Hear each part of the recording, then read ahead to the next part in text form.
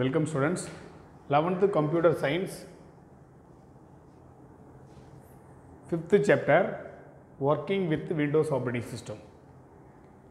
So last video lo pathana, what is operating system? An operating system is a system of computer. ஒரு system software. Then every computer run other program. It is called known as operating system. The operating system enabled that establish the hardware communicate the software with other softwares. Then what are the types of operating system? Single user operating system, multi-user operating system, time sharing operating system, multitasking operating system, distributed operating system. There are 5 types of operating system. So just content மட்டும் explain பண்ணினேன். Then so இது எல்லாத்தையுமே handle பண்ணக்கூடியது பார்த்தீங்கன்னா file management, process management, device management, security management அப்படின்னு சொல்லக்கூடிய the fault tolerance, user interface இது எல்லாத்தையுமே ஹேண்டில் பண்ணுறது எதுன்னு பார்த்தீங்கன்னா அந்த ஆப்ரேட்டிங் சிஸ்டம். ஸோ ஆப்ரேட்டிங் சிஸ்டத்தை பயன்படுத்துறதால நம்மளுக்கு என்ன அட்வான்டேஜ் அப்படின்னு பார்த்தீங்கன்னா ஈஸியாக ஒரு ப்ராசஸை பாருங்கள் ரேம்னு சொல்கிறோம், 4G ரேம் சொல்கிறோம். அது எதுக்கு? அதாவது ஒரு ப்ராசஸை ஸ்பீடாக அக்சஸ் பண்ணுவதற்காக 4G ரேம் அப்படின்னு ஒரு பயன்படுத்தும் மொபைல்.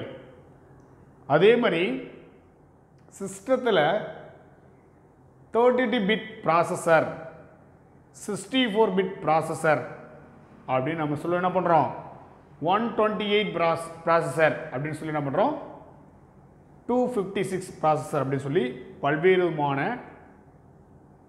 கம்ப்யூட்டருடைய ஸ்பீடை நம்ம செயல்படுத்த வைக்க முடியும். அந்த மாதிரி நம்ம 4Gன்னு சொல்கிறோம், 5Gன்னு சொல்கிறோம், 6G ரேம் சொல்கிறோம், 8GB ரேம் சொல்கிறோம். அந்த மாதிரி பல்வேறு விதமான டைப்ஸ் பற்றி நம்ம என்ன பண்ணுறோம் தெரிஞ்சு வச்சுருக்கோம். ஏன் அப்படின்னும் போது ஆல்ரெடி நான் எக்ஸ்பிளைன் பண்ணுறேங்க. ஸ்பீடை அக்சஸ் பண்ணுவதற்காக, அதாவது நம்ம செய்யக்கூடிய வேலையை ஃபாஸ்ட்டாக லோடிங் பண்ணுவதற்காக நிறுவுவதற்காக உருவாக்கப்பட்டதான் அந்த 5G, 2G, 3G, 6G, 8G அப்படின்னு சொல்கிறது என்ன பண்ணுறோம், ரேம் நம்ம சொல்கிறோம். அப்போ ஒவ்வொரு ஜென்ரேஷன்லையும் உருவாக்கப்பட்டது பாருங்கள். 6 டைப்ஸ் ஆஃப் ஜென்ரேஷன் சொல்லி சிலபஸில் கொடுத்துருக்கோம். இப்போ 6 டைப்ஸ் ஆஃப் ஜென்ரேஷன் அப்படின் போது ஃபர்ஸ்ட் ஜென்ரேஷனில் வேக்யூம் டியூப், செகண்ட் ஜென்ரேஷனில் டிரான்சிஸ்டர், தேர்ட் ஜென்ரேஷனில் இன்டிகிரேட் சர்க்யூட், ஃபோர்த் ஜென்ரேஷனில் மைக்ரோ ப்ராசஸர். அப்போ ஒவ்வொரு ஜென்ரேஷன்லையும் ஒவ்வொரு காம்பனண்ட்டை யூஸ் பண்ணும்போது அதனுடைய செயல்பாடு என்ன அப்படின்றத நம்ம தெரிஞ்சுக்கிறோம். இப்போ ஃபஸ்ட்டு ஜென்ரேஷனுக்கு செகண்ட் ஜென்ரேஷனுக்கு டிஃப்ரெண்ட்டு. ஃபஸ்ட்டு ஜென்ரேஷனில் அந்த வேக்யூம் டியூப் ஓவராக ஹீட்டை ரெடியூஸ் பண்ணக்கூடியது, பவர் எடுத்துக்கூடியது, குவைட் பிக் இன் சைஸு, பெரிய சைஸாக இருக்கும். செகண்ட் ஜென்ரேஷன் கம்பேர் பண்ணும்போது அதோட கம்மியாக இருக்கும், சைஸ் கம்மியாக இருக்கும், ஸ்பீடு அதிகமாக இருக்கும், பவரை கம்மியாக எடுத்துக்கும். அப்போ இன்ட்ரடியூஸ் பண்ணாங்க ஆப்ரேட்டிங் சிஸ்டம். அசம்பிள் லாங்குவேஜ் மாறப்பட்டது. இது மாதிரி நம்ம ஒவ்வொரு ஜென்ரேஷன்லையும் ஒவ்வொரு காம்பனண்ட்டை பயன்படுத்தும் போது நம்ம சேஞ்சஸ் ஆகி வந்திருக்கும்.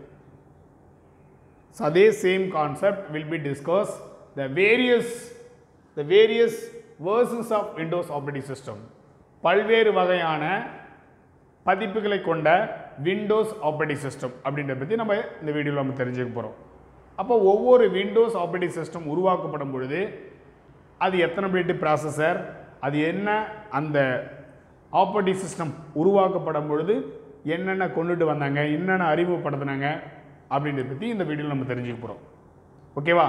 ஸோ எதுக்காக நான் ஒரு மோட்டிவேஷன் கொடுக்குறேன்னா, ஸோ அந்த மாதிரி நீ எப்படி நீ ரீட் பண்ணியோ அந்த மாதிரி நம்ம இதை நம்ம படிக்க போகிறோம். ஸோ இது ஒரு 5 மார்க்கு. இந்த சாப்டர் பொறுத்தவரை வெரி இம்பார்ட்டண்ட் ஒரு 5 mark. 5 mark. Okay. So first வேர்ஸ்ன்னு சொல்லி ஒரு காலம் இருக்கும், இயர் அப்படின்னு சொல்லி ஒரு காலம் இருக்கும், ஸ்பெசிஃபிக் ஃபீச்சர்ஸ்னு ஒரு காலம் இருக்கும். அதாவது ஒரு குறிப்பிட்ட காலத்தில் நம்ம என்னென்ன செய்கிறோம் அப்படின்றத பற்றி கொடுத்துருப்பாங்க. இதில் இன்னொரு காலம் கொடுத்துருக்காங்க லோகோ அப்படின்னு சொல்லி. ஏன்னா ஒவ்வொரு விண்டோஸுடைய சின்னம் எப்படி இருக்குன்றதை பற்றி கொடுத்துருப்பாங்க.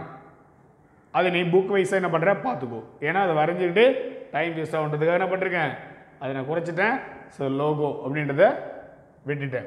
ஸோ ஃபஸ்ட்டு என்னது, விண்டோஸ் 1.x அப்படின்னு ஒரு விண்டோஸ் வந்து இன்ட்ரடியூஸ் பண்ணாங்க. ஸோ அறிமுகப்படுத்தினாங்க. இப்போ அறிமுகப்படுத்தும் போது எந்த வருஷம் அப்படின்னு பார்த்தோன்னா 1985. அதனுடைய என்ன பர்பஸ்க்காக என்னென்ன ஃபீச்சர்ஸ்க்காக நம்ம அதை இன்ட்ரடியூஸ் பண்ணோம் அப்படின்னு பார்த்தோன்னா, இன்ட்ரடக்ஷன் ஆஃப் GUI, அதாவது ஒரு 60 பிட் ப்ராசஸர். லாஸ்ட் கிளாஸில் அதாவது தேர்ட் மைக்ரோசாஃப்ட் ஆப்ரேட்டிங் சிஸ்டம் அப்படின்னு ஒன்று மைக்ரோ ப்ராசஸர் அப்படின்னு சொல்லி நம்ம ஒன்று படிச்சிருப்போம். அதில் IFCR அப்படின்னு சொல்லி ஒன்று கொடுத்துருப்பாங்க. Instruction sets based on the processor. 4 bit processor நம்ம பார்த்துருக்கோம், 8 பிட் ப்ராசஸர் பார்த்துருக்கோம், 16 பிட் ப்ராசஸர் பார்த்துருக்கோம், 32 பிட் ப்ராசஸர் பார்த்துருக்கோம், 64 பிட் ப்ராசஸர் பார்த்துருக்கோம். அது ஒரு டைப்ஸு. இது எல்லாமே ஒரு சிஸ்டத்தினுடைய செயல்பாடுகள், அதாவது எப்படி எந்த அளவுக்கு ஸ்பீடாக ஒர்க் ஆகக்கூடியது அதனுடைய ஸ்பீடு சொல்கிறது. அந்த மாதிரி அப்போ 16 பிட் ப்ராசஸர் ஸ்டார்டில் என்ன பண்ணாங்க, இந்த விண்டோஸை இன்ட்ரடியூஸ் பண்ணும்போது அறிமுகப்படுத்தும் போது அந்த வேர்ஷனில் 16 பிட் ப்ராசஸர் வந்து அறிமுகப்படுத்தினாங்க. ஓகேவா. Next move the was introduced mouse was introduced as an input devices. அந்த டைமில் இன்புட் டிவைசஸாக மவுஸ் என்ன பண்ணாங்க, அறிமுகப்படுத்தினாங்க. இந்த ரெண்டே பாயிண்ட் தான் வெரி இம்பார்ட்டன்ட். இதை வச்சு நிறைய கொஸ்டின்ஸ் 1 மார்க்கில் கேட்பாங்க. 1985 விண்டோஸ் 1.x அப்படின்னு ஒரு விண்டோ டெவலப் பண்ணாங்க. அது அந்த இயரில் அது என்ன ப்ராசஸராக இருந்துச்சுன்னு பார்த்தீங்கன்னா 16 பிட் ப்ராசஸராக எக்ஸிக்யூட்டாக அறிமுகப்படுத்தினாங்க. அப்பொழுது இன்புட் டிவைசஸுக்கு மவுஸ் அப்படின்னு ஒன்று அறிமுகப்படுத்தினாங்க. செகண்டு விண்டோஸ் 2.x அப்படின்னு சொல்லி ஒரு விண்டோ அறிமுகப்படுத்தினாங்க. விண்டோஸ் 2.x அது எப்போ, 1987. 2 இயர்ஸ் ஆஃப்டர். அது என்னென்ன சார்னா, ஒரு விண்டோஸை நம்ம இப்போ என்ன பண்ணுறோம், வாட்ஸ்அப் பண்ணும்போது பல வேலைகளை பார்த்துட்டு என்ன பண்ணுறோம், அந்த விண்டோவோட சைஸை பல்வேறு விதமாக நம்ம சைஸ் பண்ணிக்கிறோம். சைஸ் வந்து ரெடியூஸ் பண்ணிக்கிறோம். சார்ட் பண்ணுறதுக்கோ மற்றபடி வேறு எதாவது ப்ராசஸ் பண்ணுறதுக்கோ நம்ம மினிமைஸ் பண்ணிக்க முடியுது, மினிமைஸ் பண்ணுறோம். ஓகேவா. ஸ்க்ரீன்ஷாட் எடுத்து இது மாதிரி பண்ணுறோம். அப்போ அந்த மாதிரி அப்பொழுது இந்த விண்டோஸ், அதாவது விண்டோஸ் 2.x என்ற ஒரு ஓஎஸை பயன்படுத்துவதால் 1987 விண்டோஸுடைய சைஸு அதிகப்படுத்துறது குறைக்கிறது, அதுக்கு சப்போர்ட்டியாக இருந்தது இந்த ஆப்ரேட்டிங் சிஸ்டம். தென் அது மட்டும் இல்லாமல் பாருங்களேன், ஒரு சாஃப்ட்வேர் நம்ம இன்ஸ்டால் பண்ணோம்னா இப்போல்லாம் நம்ம டேரெக்டாகவே என்ன பண்ணோம், இன்ஸ்டால் அப்படின்னு ஒரு ஆப்ஷன் கேட்குது. அப்போ பார்த்தீங்கன்னு வச்சுக்கோ, கண்ட்ரோல் பேனலில் போய்ட்டு தான் அதில் சாஃப்ட்வேர் இன்ஸ்டாலேஷன் ஒரு ஆப்ஷன் இருக்குது. அதன் மூலமாக தான் நம்ம என்ன பண்ணணும், இன்ஸ்டால் பண்ண முடியும். அப்பொழுது the control panel features was introduced with various system settings and customized options. இது எல்லாமே என்ன பண்ண முடியுது, அந்த பல்வேறு விதமான சிஸ்டம் செட்டிங்ஸோ கஸ்டம் அனிமேஷனுடைய ஆப்ஷன்ஸோ இது எல்லாத்தையுமே தேர்வு செய்வதற்கு ஒரு ஃபீச்சர்ஸாக இருக்கிறது கண்ட்ரோல் பேனல். அப்பொழுது கண்ட்ரோல் பேனல் என்ன பண்ணாங்க, பயன்படுத்தினாங்க. தேர்ட் ஒன் பார்த்தீங்கன்னா விண்டோஸ் 3.x. Windows 3.x 1992 அறிமுகப்படுத்தினாங்க. அப்போ இது எது சார்னா, மல்டி டாஸ்கிங். என்ன, அப்போ தான் ஒரு கான்செப்ட் வரும். அதாவது ஒன்றுக்கு மேற்பட்ட பயனாளர் ஒரே நேரத்தில் பல பயன்பாடுகளை பயன்படுத்த முடியும். அப்போ அதுக்கு மல்டி டாஸ்கின்னு சொல்லி எக்ஸாம் சொல்கிறாங்க. சரிங்களா. அதுதான் அப்போ தான் அதை இன்ட்ரடியூஸ் பண்ணாங்க. இன்ட்ரடியூஸ்டு கான்செப்ட் தான் மல்டி டாஸ்கிங். தென் அது மட்டும் இல்லாமல் 256 கலருக்கு அதனுடைய மாடர்னாக இருக்கிற மாதிரி 256 கலர்ஸ்க்கு வண்ணங்களோடு சப்போர்ட் பண்ணுற மாதிரி அப்போ அது 256 கலருக்கு கம்மியாக இருந்துச்சுன்னா ஸ்க்ரீனில் பார்த்தோன்னு வச்சுக்கோ, ஸ்க்ரீனில் பார்த்தோன்னா உனக்கு என்ன இருக்குது, கலர்ஸ் வந்து பார்த்தோன்னா கம்மியாக, அதாவது 256 கலருக்கு கம்மியாக இருந்துச்சுன்னா அந்த ரீசன் என்ன ஆகும்னு பார்த்தீங்கன்னா ஸ்க்ரீன் வந்து கொஞ்சம் ஆட தொடங்கும். ஓகேவா? அப்போ 256 கலர்ஸ்க்கு வந்து பார்த்தீங்கன்னா பிரைட்டாகவே மாடர்ன் கம்ப்யூட்டர் என்ன பண்ணாங்க, அது சப்போர்ட்டிவாக இருந்துச்சு. அது மட்டும் இல்லாமல் கலர்ஃபுல் பார்க்குறதுக்கு என்ன இருக்கும், அதனுடைய இடைமுகமாகப்பட்டது ரொம்ப கலர்ஃபுல்லாகவே இருக்கக்கூடியது அந்த விண்டோஸ் 3.x. விண்டோஸ் 3.x விண்டோஸில் மல்டி டாஸ்க்னு ஒன்று உருவாக்கப்பட்டது, இன்ட்ரடியூஸ் பண்ணாங்க 1982ல், சாரி 1992ல். கண்டிப்பாக 1 மார்க் கன்ஃபார்ம் அதிலேருந்து வரும், 1 மார்க் வரும். தென் விண்டோஸ் 95 அப்படின் போது 95ல் அறிமுகப்படுத்தினாங்க, 1995ல் அறிமுகப்படுத்தினாங்க. சரிங்களா? அந்த வருஷம் கொண்டு வந்தது. அதில் என்ன சார் பண்ணால் ஸ்டார்ட் பட்டன், டாஸ்க் பாரு, விண்டோஸ் எக்ஸ்ப்ளோரரு, ஸ்டார்ட் மெனு, இது எல்லாமே அறிமுகப்படுத்தப்பட்ட ஒரு விண்டோஸ் ஆப்ரேட்டிங் சிஸ்டம் பார்த்தோன்னா விண்டோஸ் 95. அப்பொழுது நம்ம ஸ்டார்ட் ஆல் ப்ரோக்ராம் அப்படின்லாம் நம்ம சொல்கிறோம். இப்போ பார்த்தோன்னு வச்சுக்கோ, டேரெக்டாக என்ன இருக்கும், ஆப்ஷன் உள்ளே இருக்குது விண்டோஸ் 10ல். அப்போ அந்த மாதிரி இன்ட்ரடியூஸ் பண்ணப்பட்ட ஒரு ஃபீச்சர்ஸ்க்காக உருவாக்கப்படுறது எந்த ஆப்ரேட்டிங் சிஸ்டம் பார்த்தோன்னா விண்டோஸ் 95. அப்போ எந்த வருஷம் அப்படின்னா 95ல். தென் 98ன்னு சொல்கிறோம், விண்டோஸ் 98. விண்டோஸ் 98 அப்படின்னும் போது அது எதுக்கு சார் பயன்படுத்துகிறாங்க அப்படின்னு பார்த்தோன்னா இன்டிகிரேஷன்ஸ் ஆஃப் வெப் ப்ரௌசர், அதாவது வலை உலவி இன்டர்நெட் பயன்படுத்துவதற்கு ஒரு ப்ரௌசரை பயன்படுத்தி ஒரு வெப்சைட்டுக்குள்ளே ஒரு வெப்சைட் என்ட்ரி பண்ணி டிஓஎஸ் கேமிங் அப்படின்னா disk operating system game, online game சொன்னோம் இல்லையா, அந்த மாதிரி கேம்ஸ் வந்து என்ன பண்ணுது, அது தோன்று வைக்கிறது டிஸ்அப்பியர்ஸ்.